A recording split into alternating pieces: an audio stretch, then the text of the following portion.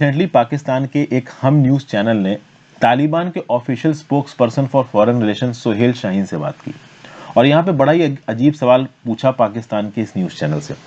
पाकिस्तान के इस news channel से सोहेल शाहीन से यह सवाल पूछा कि अफगानिस्तान में इतने सारे प्रोजेक्ट्स में इंडिया इन्वॉल्व है, तो कल की डेट में अगर इंडियंस प्रेजेंट होते हैं अफगानिस्तान में, तो क्या वो पाकिस्तान के खिलाफ कोई टेररिस्ट अटैक तो नहीं करेंगे या पाकिस्तान में कोई इंस्टेबिलिटी तो नहीं ले के आ पाएंगे। ये देखिए कितनी अजीब बात है। पाकिस्तान सारे टेररिस्ट अटैक करवाता है इंडिया के अंदर, ये हमको पता है, लेकिन पाकिस्तान की सरकार अपने देश के लोगों को बेवकूफ बनाने के लिए एक अलग ही प्रकार का प्रोपोगंडा चलाती है पाकिस्तान के अंदर कि पाकिस्तान के अंदर जो भी टेररिस्ट अटैक्स हो रहे हैं, कुछ गड़बड़ हो रही है, तो वो कौन कर रहा है? इंडिया कर रहा है। तो इसीलिए यहां पे पाकिस्तान तालिबान के स्पोक्स पर्सन से सवाल पूछ रहा है कि भाई आपकी जमीन का प्रयोग इंडिया हमारे खिलाफ तो नहीं करेगा। तो सोहेल शाहीन ने यहां पे क्या जवाब दिया कि तालिबान किसी भी कंट्री को अफगान सॉइल इस्तेमाल नहीं करने देगा किसी भी और कंट्री को नुकसान पहुंचाने के लिए। तो इस कंटेक्स्ट में क्या कह रहे हैं कि इंडिया अफगानिस्तान का इस्तेमाल करके पाकिस्तान के अगेंस्ट कुछ नहीं कर सकता। अब ये बहुत अजीब बात यहां पे बोली जा रही है, क्योंकि ये बात बिल्कुल सच है कि अफगानिस्तान की जमीन का इस्तेमाल करके इंडिया के अगेंस्ट कुछ ना किया जाए, ये इंडिया को इंश्योर करना और पाकिस्तान करने की 100% कोशिश करेगा। अब समझिए बात को। ओवरऑल सोहेल शाहीन साहब ने यहां पे जो भी बोला है कि हम किसी को भी अलाउ नहीं करेंगे अफगान सॉइल का प्रयोग करके किसी और के खिलाफ अटैक करने में, यह बात उतनी ही पाकिस्तान के ऊपर भी एप्लीकेबल होती है अगर इंडिया प्रोएक्टिवली यहां पे एंगेज होता है। तो अगर इंडिया प्रोएक्टिवली यहां पे तालिबान के रिप्रेजेंटेटिव्स के साथ बातचीत करके इस बात को इंश्योर करे कि पाकिस्तान अफगान जमीन का इस्तेमाल करके इंडिया के ऊपर कोई अटैक ना करे। देखिए अब इसके लिए क्या करना पड़ेगा, इंडिया को तालिबान के साथ बातचीत करनी पड़ेगी। और इंडिया का बहुत लंबे समय से फॉरेन पॉलिसी स्टांस रहा है कि हम टेररिस्ट के साथ बातचीत नहीं करते। अफगानिस्तान को लेकर हमेशा से इंडिया ने बोला है कि हम अफगान सरकार को सपोर्ट करते हैं, हम तालिबान को सपोर्ट नहीं करते हैं। लेकिन सच्चाई यह है कि तालिबान अब जीत चुका है। भले अफगानिस्तान के वाइस प्रेसिडेंट चिल्ला चिल्ला के बोल रहे हैं कि हम फाइट बैक करेंगे, अभी भी लड़ेंगे, लेकिन ओवरऑल उससे कोई फर्क नहीं पड़ता, क्योंकि वो निकाले जा चुके हैं। अफगान डिफेंस फोर्सेस हार गई और अफगानिस्तान अब तालिबान के कंट्रोल के अंदर चला गया। वो तो वही बात हो गई ना कि चाइना ने दलाई लामा को तिब्बत से बाहर ढकेल दिया। अब दलाई लामा तिब्बत से बाहर निकलने के बाद इंडिया के अंदर खड़े होकर ये बोले कि हम तिब्बतन्स की एक फोर्स खड़ी करेंगे और चाइना से लड़ेंगे, उसका कोई मतलब नहीं है, क्योंकि तिब्बत के ऊपर चाइना के कंट्रोल हो चुका है। जब तक दलाई लामा थे वहां पे उनकी आर्मी वगैरह होती, वो अंदर रह के चाइना से लड़ रहे होते, तब तक उनका कोई चांस था। एक बार वो बाहर खदेड़ दिए गए तो कोई चांस नहीं। उसी प्रकार से तालिबान ने अफगानिस्तान की सरकार को बाहर खदेड़ दिया, तो अब अफगानिस्तान की सरकार का कोई चांस नहीं। अनटिल अनलेस अमेरिका और नाटो ट्रूप्स फिर से तालिबान के खिलाफ एक जंग छोड़ दें, जो वो छेड़ने वाले नहीं है, क्योंकि बड़ी मुश्किल से यूएसए बाहर निकला है। और यूएसए ने बोला कि अब कोई दान धर्म नहीं कर पाएंगे। यूएसए ने तो पहले इररिस्पॉन्सिबल तरीके से इंटरफियर किया और फिर वो इररिस्पॉन्सिबल तरीके से छोड़ के चला गया। तो ये सारा का सारा पचड़ा एक तरीके से कह सकते हो यूएस की वजह से फैला है। लेकिन अब यूएसए वापस आने वाला नहीं है। अब अफगानिस्तान में तालिबान का ही राज रहने वाला है। तो अब ये इंडियन गवर्नमेंट को इंश्योर करना पड़ेगा कि अफगान जमीन का प्रयोग इंडिया के अगेंस्ट ना किया जाए।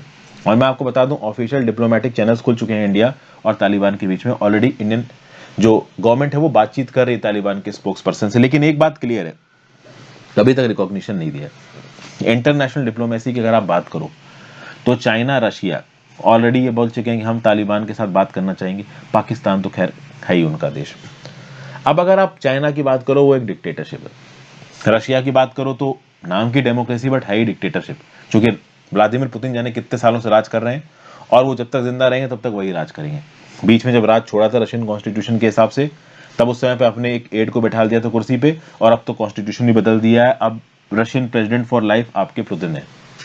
तो जो दो कंट्रीज तालिबान के साथ ओपन पार्टनरशिप के मूड में है यहाँ पे, वो दोनों आप एक प्रकार से कह सकते हो प्रॉपर डेमोक्रेसी नहीं है। बट फिर भी इन सारी बातों को आप अलग कर दो। देखिए जियो पॉलिटिक्स यही होती है। जियो पॉलिटिक्स का मतलब क्या होता है कि आप कोई भी स्टेप लो वो आपके देश के फेवर में हो, और इंडिया को भी यहाँ पे ऐसे ही सोचना है। यूएस को क्रिटिसाइज किया जा रहा है, यूएस इतना हिस्ट्री विड्रॉल कर गया, लेकिन जो बाइडेन बात को कैसे जस्टिफाई करेंगे कि भाई मैं तो अपने सोल्जर्स की जानें देखूंगा, मैं तो अपने देश का पैसा देखूंगा, मैं अफगानिस्तान के पचड़े में क्यों पड़ूं। और वो ये बोल के निकल गए, भले उनको कितनी भी गालियां पड़ रही हो, अब यूएस वापस आने वाला नहीं है। तो इंडिया को यहाँ प्रोएक्टिवली एंगेज होना पड़ेगा, ये इंडिया की मजबूरी हो गई। क्योंकि इंडिया अगर तालिबान के साथ इन्वॉल्व नहीं होता है और कल की डेट में तालिबान की सरकार को रशिया और चाइना जैसी कंट्रीज रिकॉग्निशन दे देती हैं, तो इंटरनेशनल एक्शन नहीं हो पाएगा तालिबान के खिलाफ। तालिबान के खिलाफ इंटरनेशनल एक्शन के लिए यूनाइटेड नेशन सिक्योरिटी काउंसिल में आपको नियम कानून पास कराना पड़ेगा, और यूनाइटेड नेशन सिक्योरिटी काउंसिल में उस नियम कानून को या तो रशिया वीटो कर देगा या चाइना वीटो कर देगा। तो कुल मिला के तालिबान को आने वाले समय में एक बड़ा चांस है कि इनकी सरकार को यहाँ पे रिकॉग्नाइज किया जा सकता है। अब डिपेंड करता है कि कितना ज्यादा मिलिटेंट एक्टिविटी में इन्वॉल्व होता है तालिबान। अगर बहुत ज्यादा मिलिटेंट हो गया तो रशिया चाइना इसको सपोर्ट नहीं कर पाएंगे, तो बैक एंड से रशिया चाइना दोनों इनको समझा रहे होंगे कि ज्यादा मिलिटेंसी मत करो, नहीं तो जस्टिफाई नहीं कर पाओगे अपने आप को। बहरहाल मान लो अगर इनकी गवर्नमेंट रिकॉग्नाइज हो जाती है कुछ कंट्रीज के द्वारा भी, तो फिर इंडिया के पास क्या ऑप्शन बचता है? इंडिया के पास बस एक ऑप्शन बचता है कि वो तालिबान के साथ बातचीत करें। उसका एक पॉइंट है, पॉइंट क्या है मैं आपको बताता हूँ। इंडिया ऑलरेडी अफगानिस्तान के अंदर बहुत सारा पैसा खत्म कर चुका है। No doubt people to people exchanges जरूरी हैं, और हम अफगानिस्तान को डेवलप कर रहे थे, ये भी जरूरी है। लेकिन क्या हमारा कोई इंटरेस्ट नहीं है अफगानिस्तान में? बिल्कुल है। इंटरनेशनल रिलेशंस में हमेशा एक चीज याद रखिएगा कि चीजें टू वे डायरेक्शन में काम करती है। अगर हम किसी के लिए कुछ कर रहे हैं तो हम उससे कुछ एक्सपेक्ट भी करते हैं। अफगानिस्तान की स्ट्रेटेजिक लोकेशन हमको सेंट्रल एशियन कंट्रीज का एक्सेस देती है। तो ईरान से अफगानिस्तान और तो अफगानिस्तान से हम अपना कोई एडमिनिस्ट्रेटिव बेस बना सकते थे। अगर अफगानिस्तान सरकार से हमारी अच्छी बनती तो कल को हम अपना एक मिलिट्री बेस बना के पाकिस्तान को दो तरफ से घेर भी सकते थे। बहुत सारी चीजें कर सकता था इंडिया अगर अफगानिस्तान में एक प्रो इंडियन गवर्नमेंट होती तो। लेकिन अब तालिबान आ गया, तो तालिबान को भी प्रो इंडिया बनाना पड़ेगा। और हमारी देश की सरकार में और हमारे डिप्लोमेट्स में जो भी हमारे बातचीत के एक्सपर्ट्स हैं वो इस चीज में काबिलियत रखते हैं। अब यहाँ पे बहुत सारे लोग बोलेंगे कि ये मॉरली सही नहीं है। तालिबान एक ऐसा देश है जो सबको मार रहा है, सबको काट रहा है, लोगों को मार रहा है, रिलीजियस तरीके से गर्दनें उड़ा रहा है। इंडिया कैसे उसके साथ दोस्ती कर सकता है? तो दो ऑप्शन है इंटरनेशनल कम्युनिटी के सामने, यूएस हो, फ्रांस हो, कोई भी दुनिया की कंट्री हो इंक्लूडिंग इंडिया। जब ये तालिबान ऑनस्लॉट कर रहा था, जब ये जीत रहा था, जब ये लोगों को मार रहा था, क्या कोई कंट्री मिलिट्रीली गई लोगों को बचाने के लिए? कोई भी कंट्री मिलिट्रीली नहीं गई। तो जो मर गए हैं उनको इस समय पे अगर आप देखो इंसाफ दिलाने वाली बात अगर आप करो तो मुश्किल है उनको इंसाफ दिला पाना, क्योंकि तालिबान को यहाँ पे अकाउंटेबल करने वाला कोई भी नहीं है। इनफैक्ट दो बड़ी पावर्स रशिया चाइना उनके साथ हाथ मिलाने को खड़ी हैं। तो इस समय पे इंडिया की फॉरेन पॉलिसी प्रायोरिटी क्या होनी चाहिए? किसी भी देश की फॉरेन पॉलिसी प्रायोरिटी होती है अपना सेल्फ इंटरेस्ट, तो इंडिया की भी सेल्फ इंटरेस्ट होनी चाहिए। हम ऑलरेडी $3 ट्रिलियन खर्च कर चुके हैं अफगानिस्तान के अंदर। हमारे बहुत से इनकम्प्लीट प्रोजेक्ट्स वहां बचे हुए हैं, और अभी ये सोहेल शाहीन ने ये बोला भी है कि भाई जो भी डेवलपमेंटल प्रोजेक्ट्स इंडिया के इनकम्प्लीट है वो आके वापस यहाँ पे कंप्लीट कर सकते हैं।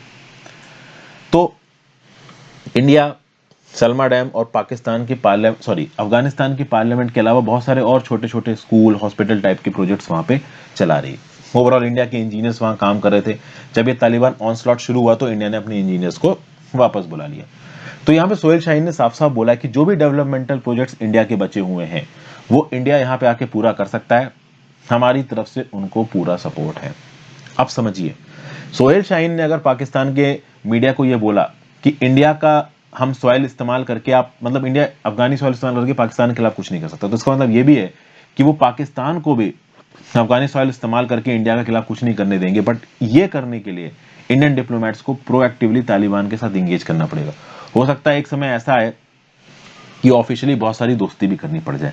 रीजन भी, अगर इंडिया तालिबान को आइसोलेट करने की कोशिश करेगा तो तालिबान को अगर चाइना, पाकिस्तान और रशिया इन 3 कंट्रीज का भी सपोर्ट मिलता है तो वो अफगान में अपनी सरकार आराम से चला लेंगे, उनको कोई प्रॉब्लम नहीं है।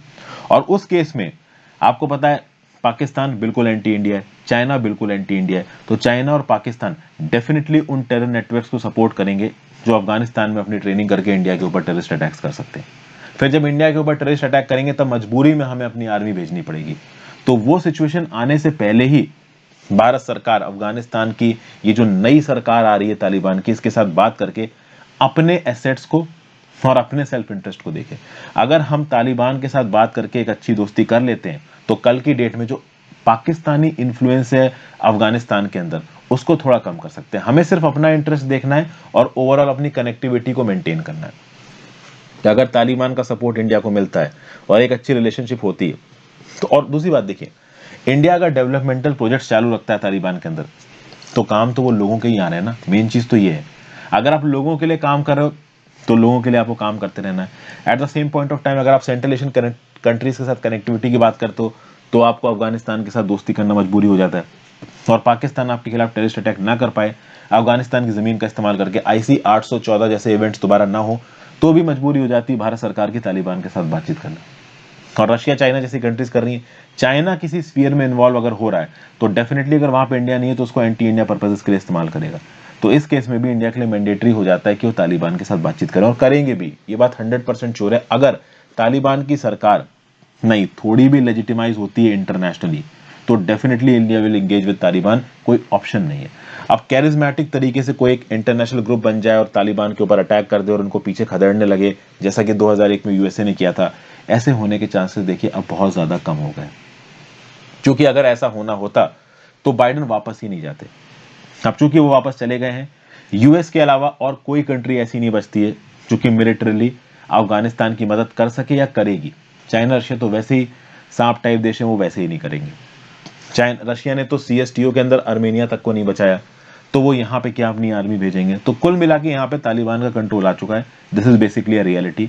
अब इंडियन सरकार की सबसे बड़ी प्रायोरिटी होना चाहिए सेल्फ इंटरेस्ट, अपने देश को सिक्योर करना सबसे फर्स्ट प्रायोरिटी।